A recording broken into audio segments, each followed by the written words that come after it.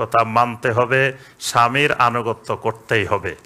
যদি বলেন যে না স্বামীর কথা শুনবো না, অমুক জায়গা ছাড়বো না, মার্কেটে যাওয়া ছাড়বো না, বা অমুক জায়গায় ছাড়বো না, তাহলে জান্নাতও আপনার জন্য কঠিন হয়ে যাবে।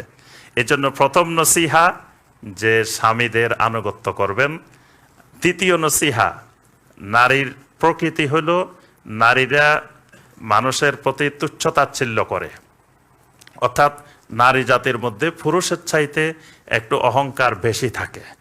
এই জন্য নবী সাল্লাল্লাহু আলাইহি সাল্লাম নারীদেরকে বিশেষ করে বলছেন, ফালা তাহকিরান্না মিনাল মারুফ শাইয়ান, কেউ যদি তোমাকে সামান্য একটু জিনিসও হাদিয়া দেয় তো এটাকে তুমি তুচ্ছ মনে করিও না। কারণ নারীরা যখন কেউ সামান্য কিছু দেয় তখন বলে যে এটা কি দিছে। তো এই জন্য আল্লাহ রাসূল সাল্লাল্লাহু আলাইহি ওয়াসাল্লাম বলছেন তুমি অহংকারী হইও না, কে কি দিল না দিল কিন্তু তোমার পক্ষ থেকে দেওয়ার জন্য চেষ্টা করবা। এজন্য কোনো কিছুকে আমরা তুচ্ছ তাচ্ছিল্য করব না।